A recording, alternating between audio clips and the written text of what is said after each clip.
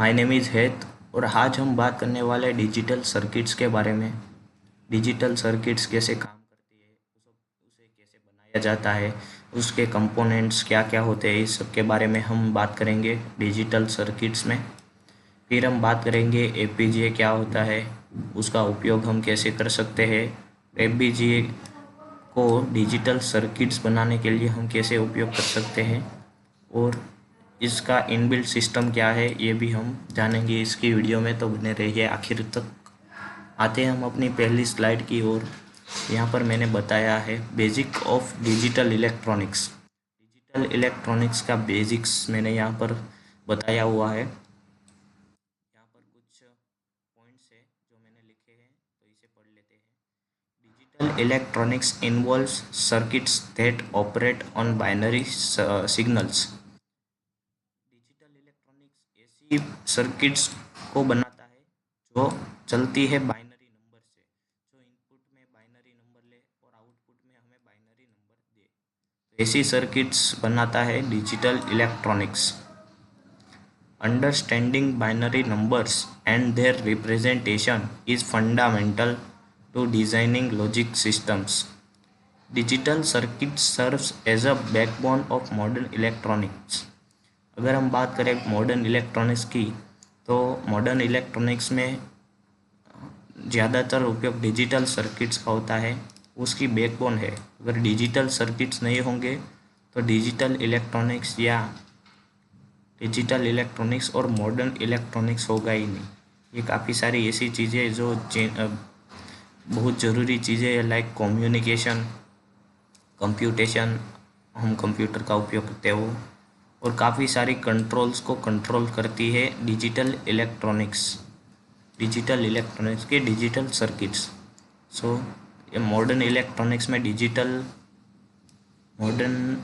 Modern electronics device काफ़ी ज़रूरी है। तो बढ़ते हैं हम अगली स्लाइड्स की ओर।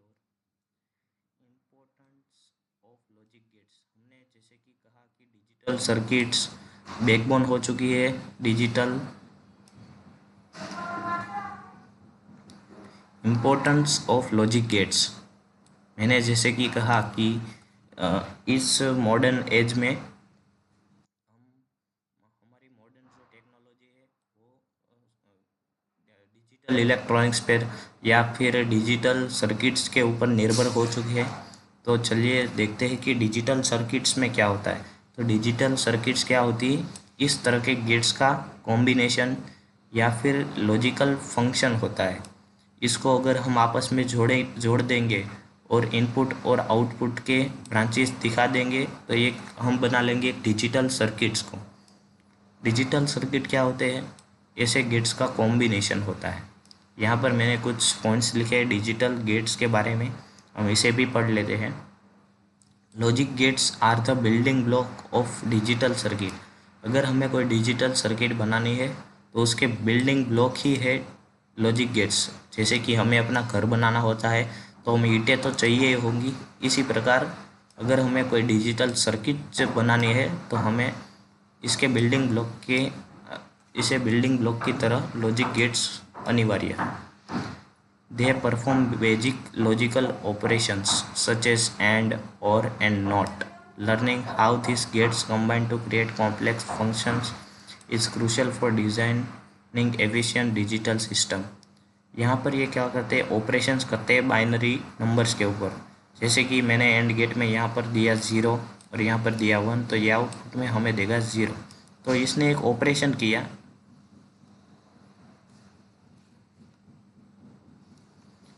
जैसे कि अगर मैंने यहाँ पर 0 और यहाँ पर 1 दिया तो ये हमें आउटपुट में देगा 1। तो इसने क्या किया, हमारे बाइनरी नंबर पे एक ऑपरेशन किया और आउटपुट की तौर में हमें यहाँ पर एक बाइनरी नंबर दिया जो कि है 0। इसी तरह अगर हम और गेट में 0 और 1 देंगे तो ये हमें आउटपुट में देगा 1। तो इसने भी एक बाइनरी ऑपरेशन किया, हमने जो इनपुट दिया उस पर, और आउटपुट की तौर पे हमें यहाँ पर मिला 1। और इसी प्रकार अगर हम यहाँ पर 1 देंगे तो यहाँ पर ये देगा 0।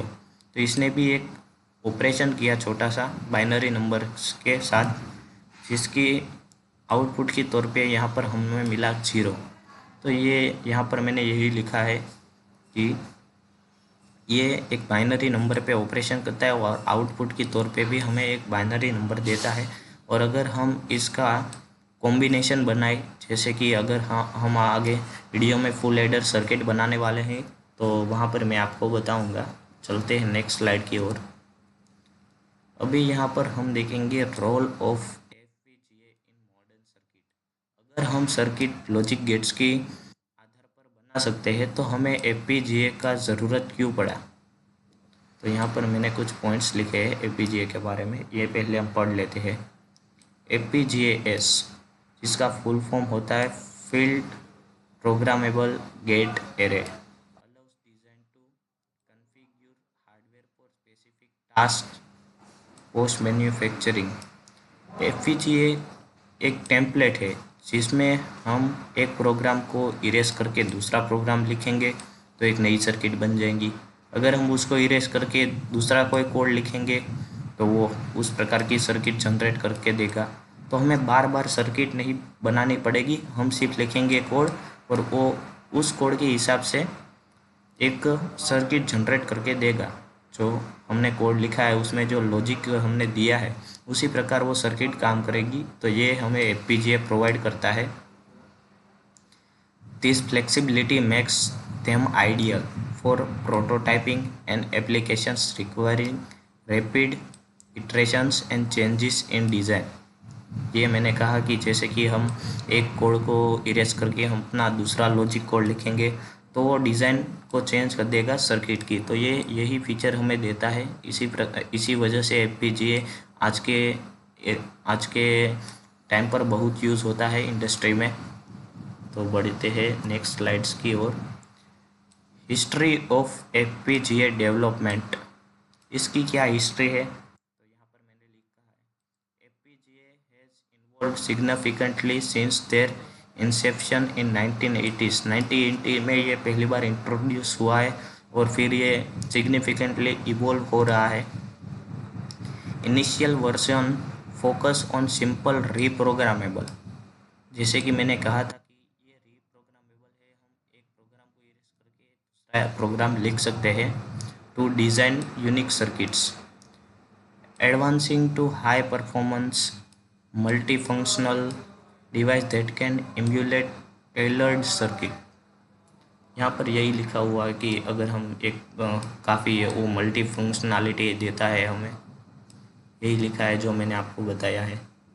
बढ़ते हैं अगली स्लाइड की ओर। Architectural advances, modern FPGAs feature complex arithmetics that include embedded memory, advance interconnects and specialized processing units, meeting the demands of contemporary applications such as AI and data processing में भी FPGAs का काफ़ी उपयोग है। अभी हम एक सर्किट बनाएंगे फुल एडर सर्किट। वो क्या करेगी, 3 इनपुट लेगी और आउटपुट देगी एक सम होगा और एक कैरी। वो क्या करेगा, 3 इनपुट का सम निकाल के देगा और एक कैरी भी जनरेट करके देगा। ये हम बनाने वाले हैं कुछ गेट्स को एक दूसरे के साथ ज्वाइन करके। तो चलिए बनाते हैं, डिज़ाइन करते हैं एक फुल एडर सर्किट को। तो ये है एक फुल एडर सर्किट जो क्या करती है, इनपुट में हमसे 3 इनपुट लेती है A, B और C इन। उस पर कुछ ऑपरेशंस होते हैं, बाइनरी ऑपरेशंस होते हैं जो ये गेट करते हैं और आउटपुट की तौर पे हमें सम निकाल के देती है और यहाँ पर ये कैरी जनरेट हुई है। तो ये है XOR गेट। जैसा कि मैंने बताया था पहले, एंड क्या करता है, अगर यहाँ पर 2 इनपुट्स आ रहे हैं गेट्स, देखिए आप देख सकते हैं, इनमें से अगर एक भी 0 होगा तो यहाँ पर 0 मिल जाएगा। इसी प्रकार अगर यहाँ इस दोनों इनपुट में एक भी 0 होगा तो ये 0 मिल जाएगा। अब यहाँ बात करते हैं XOR गेट के बारे में। XOR गेट क्या करता है, अगर एक दोनों इनपुट अपोजिट हुए मीन्स कि एक 0 हुआ, एक 1 हुआ तो आउटपुट में 1 मिलेगा। अगर इनपुट में दोनों सेम हुए, मान लीजिए 0 0 होगा तो आउटपुट भी 0 देगा। इसी प्रकार अगर 1 1 होगा तो आउटपुट में भी 0 देगा। मीन्स कि सेम इनपुट हो गए तो आउटपुट मिलेगा 0। अगर अलग अलग इनपुट हो गए तो आउटपुट मिलेगा 1। सो इसी प्रकार हमने क्या किया कि इस एंड और एक्सोर गेट को आपस में जोड़ा, जिससे हमें सम मिला। यहाँ पर हमें सम मिलेगा 3 बिट सम। यहाँ पर हमने 3 बिट आउटपुट दिया है और यहाँ पर हमें आउटपुट में कैरी जनरेट होगी जो बताएगी कि हमें जो सम मिला है वो पॉजिटिव है या नेगेटिव है। मान लीजिए कि हमने 7 प्लस माइनस 15 किया तो जवाब क्या होगा, नेगेटिव होगा। तो ये कैरी जनरेट हुई वो हमें बता देगी कि ये जो मिला है वो पॉजिटिव है या नेगेटिव है। इसी प्रकार ये फुल एडर सर्किट काम करती है। बढ़ते हम आगे। एफपीजीए वर्सेस माइक्रो कंट्रोलर, इस दोनों में क्या अंतर है ये हम जानेंगे इस स्लाइड में। माइक्रो कंट्रोलर है वो are typically use for specific control task. Micro controller क्या करता है, स्पेसिफिक काम करता है, उसको हम चेंज नहीं कर सकते। जहाँ पर एफपीजीए में क्या कर सकते हैं, हम एक प्रोग्राम अगर यूज़ हो गया और हमको उसको रीयूज़ करना है तो हम वो प्रोग्राम को रफ कर देंगे और उस प्रोग्राम को हम रफ कर देंगे और दूसरा प्रोग्राम हम लिख सकते हैं। माइक्रो कंट्रोलर में ये हम नहीं कर सकते हैं। In contrast FPGA are versatile, versatile means अलग, and can be reprogrammable for various functions, allowing them to handle complex algorithms and processing demands that microcontrollers may not efficient perform। बढ़ते हैं हम आगे। अगर FPGA की बहुत सारे एडवांटेजेस है तो उसके काफ़ी सारे डिसएडवांटेजेस भी होंगे, तो इसे हम कवर करते हैं स्लाइड में। FPGA के एडवांटेजेस तो मैंने आपको बता ही दिए, काफ़ी फ्लेक्सिबल है, रैपिड है, प्रोटोटाइपिंग है, पैरेलल प्रोसेसिंग कैपेसिटी है, उसके अंदर कैपेबिलिटी है, रीयूजेबल है। दे मेट कम विद, उसके काफ़ी सारे डिसएडवांटेजेस भी है, जैसे कि वो काफ़ी सारा पावर कंज्यूम करता है। वो इतने फास्ट प्रोसेस करता है तो ऑफ कोर्स वो काफ़ी सारी पावर को कंज्यूम करेगा। And cost compare to ASICs for high volume production, वो काफ़ी सारी कॉस्ट लेता है कंपेयर टू ASIC भी ऐसी FPGA की तरह ही है। तो आगे बढ़ते हैं हम नेक्स्ट स्लाइड में। प्लेटफॉर्म फॉर FPGA डिज़ाइन, अगर हम FPGA का कोई कोड लिख रहे हैं तो वो हम कहाँ लिख सकते, तो विंडो और लिनक्स ऑपरेटिंग सिस्टम में हम ये लिख सकते हैं। दे प्रोवाइड प्लेटफॉर्म्स लाइक, काफ़ी सारे प्लेटफॉर्म है जहाँ पर हम FPGA के कोड लिख सकते हैं और वो कोड को सर्किट में कन्वर्ट कर देता है। इसे यूज़ करने से FPGA जो डिज़ाइन है वो काफ़ी एफिशिएंटली वर्क करती है। इस वजह से हम इसको यूज़ करते हैं। अब हम बात करेंगे फाइनली कि FPGA का इनबिल्ट सिस्टम क्या है, वो कैसे बना है अंदर से, उसके एक एक कंपोनेंट के बारे में हम बात करेंगे और पूरा प्रोसेस FPGA में अगर एक कोड जाता है तो वो कैसे सर्किट को जनरेट करता है उस बारे में हम बात करेंगे। तो आप यहाँ पर देख सकते हैं, एक मैंने फ़ोटो लाई है, ये है पूरा FPGA का अंदर से मॉडल है एक। यहाँ पर इस मॉडल का नाम है सिमेट्रिक एरे। अगर आप इस इमेज को ध्यान से देखेंगे तो ये, अगर आप ध्यान से देखेंगे तो 3x3 का एक एरे नज़र आएगा, जहाँ पर ये पहले 3 कंपोनेंट है, फिर ये बाद के 3 और ये बाद के 3। इसीलिए ये सिमेट्रिकल एरे इसका नाम दिया हुआ है। ये 3x3 एरे के जैसा दिख रहा है, इसलिए यहाँ पर देखेंगे काफ़ी सारे छोटे छोटे ग्रीन बॉक्सेस है। इसको हम कहते हैं लॉजिक ब्लॉक्स। इसके अंदर हम अपना लॉजिक लिखते हैं, जैसे कि अगर हमें कोई सर्किट बनानी है तो इसका लॉजिक हम इस डब्बे में स्टोर करते हैं, इस सारे डब्बे में स्टोर कर लेते हैं लॉजिक को। फिर यहाँ पर है आईओ पैड। यहाँ पर हम आईओ पैड में इनपुट दे सकते हैं और जब डाटा प्रोसेस होके आएगा तो यहाँ पर से हम इनपुट डाला है उसका आउटपुट ले भी सकते हैं। यही काम होता है आईओ पैड का, इनपुट आउटपुट को प्रोसेस करना। यहाँ पर है इंटरकनेक्ट। इंटरकनेक्ट क्या करता है? दो लॉजिक ब्लॉक को जोड़ने का काम करता है। मान लीजिए कि ये लॉजिक ब्लॉक है, इसमें से आउटपुट निकला, उसे कोई दूसरे लॉजिक ब्लॉक में जाना है तो ये काम ये रास्ते की तौर पे, मीन्स कि यहाँ पर से जो आउटपुट आया वो यहाँ पर इनपुट की तौर पे जाएगा, तो एक रास्ता बना। इसे ही करते हैं इंटरकनेक्ट। ये बहुत सारे लॉजिक गेट्स को जोड़ने का काम करता है।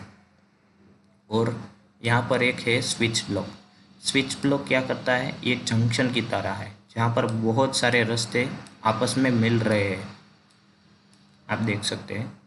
तो ये बताएगा कि अगर यहाँ पर हम जैसे कि इंडिया में रूल होता है कि गाड़ी चला रहे हैं तो लेफ़्ट साइड चलानी होती है, तो ये क्या स्विच ब्लॉक रास्ता प्रोवाइड करते हैं कि आप इस रास्ते से यहाँ पर जा सकते हैं। जैसे कि अगर यहाँ पर जाना है तो आप ऐसे जा सकते हैं, आप ऐसे नहीं जा सकते, ये ऐसे जा सकते हैं। तो ये बेसिकली रास्ता बताता है जो इनपुट आ रहा है या इसका आउटपुट, मीन्स इनका इनपुट आ रहा है, इसको रास्ता दिखाता है कि आपको अगर यहाँ पर जाना है तो यहाँ से जाइए ऐसे। तो बात करते हैं CLBs, लर्ट्स एंड फ्लिप फ्लॉप्स। अगर हम बात करें, ये एक लॉजिक ब्लॉक, अगर हम इसको उठाएं और इसके अंदर झांक के देखें तो ये कुछ इस प्रकार का देखने को मिलेगा। इसमें ये कुछ है, लट है, ये एक डी फ्लिप फ्लॉप है, ये मक्स है। तो इसके बारे में हम चर्चा करते हैं। यहाँ पर से देखिए, हम देख सकते हैं कि आईओ पैड की मदद से हमने 4 इनपुट लिए और ये लट के अंदर गए। लट क्या होता है? ये छोटी रोम है। रोम आपको पता होगा कि मेमोरी स्टोर करने के काम आता है, रोम। तो ये लट में क्या स्टोर होता है? लॉजिक्स, मीन्स की एंड गेट है उसका ट्रूथ टेबल, और गेट है तो उसका ट्रूथ टेबल इसमें स्टोर होता है, ताकि जब हम इनपुट डालें तो उसको ये गेट्स बनाने ना पड़े, वो डायरेक्ट ही ऑपरेशन करके इसे आगे भेज सकता है। तो यही लट का काम होता है, जिससे कि पूरी की पूरी जो सिस्टम होती है वो एफिशिएंट बनती है।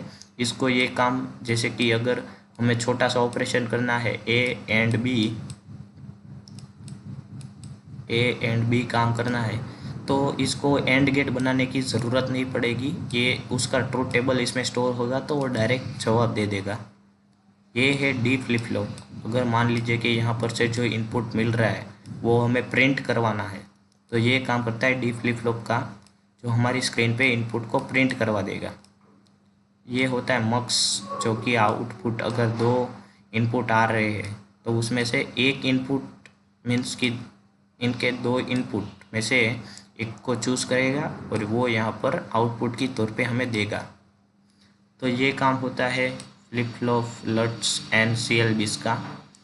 ये एक लॉजिक ब्लॉक है, इसमें हम पूरा लॉजिक लिखते हैं, और अगर हमें इसको प्रिंट करवाना है तो इस कंपोनेंट का यूज़ करते हैं। अगर हमें कोई छोटा मोटा ऑपरेशन करना है तो इस ब्लॉक का यूज़ करते हैं, और इसे इंटरकनेक्ट करके हम एक लॉजिक बना सकते हैं। इसे FPGA लॉजिक ब्लॉक कहा जाता है। और हम बात करेंगे इंटरकनेक्ट्स एंड स्विच मैट्रिक्स। यहाँ पर हमने देखा कि इंटरकनेक्ट्स है और यहाँ पर है स्विच ब्लॉक। तो इसे अगर हम थोड़ा जूम करें तो ये कुछ इस प्रकार का होगा। ये यहाँ पर आप देख सकते हैं काफ़ी सारे CLBs, मीन्स की लॉजिक ब्लॉक है। ये लॉजिक ब्लॉक्स है सारे। आप यहाँ पर देख सकते हैं कि यहाँ पर से एक आउटपुट निकला, वो गया इस लॉजिक ब्लॉक के अंदर। तो ये एक रास्ता हुआ ना, इस रास्ते को कहते हैं इंटरकनेक्ट। ये काफ़ी सारे CLBs है, ये CLBs है सारे। इसको वो एक दूसरे के साथ कनेक्ट करने को काम आता है। इस दूसरे को ये पूरा रास्ता है, ये देखिए आप, ये एक रास्ता है, इसमें को रास्ते हैं, मीन्स कि छोटे और ब्रांचेस है रास्ते की। तो ये एक रास्ता प्रोवाइड करता है ताकि हम एक CLB से दूसरे CLB में जा सके।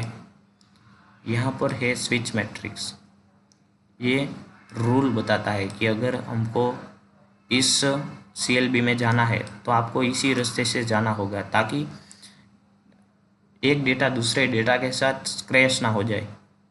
ये ऐसे ही जाएगा, इसे इस CLB में जाना है तो ये ऐसे ही जाएगा। अगर इसको यहाँ से यहाँ पर जाना है तो ये ऐसे जाएगा। यहाँ पर ऐसे ऐसे डेफिनेशंस होती है।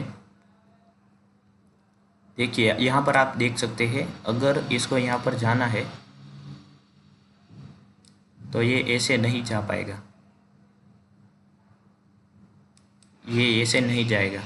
तो स्विच मैट्रिक्स का काम यही है, वो आने वाले इनपुट आउटपुट को रास्ता दिखाता है ताकि कोई भी डेटा एक दूसरे के साथ क्रैश ना हो जाए या रीराइट ना हो जाए उसके ऊपर।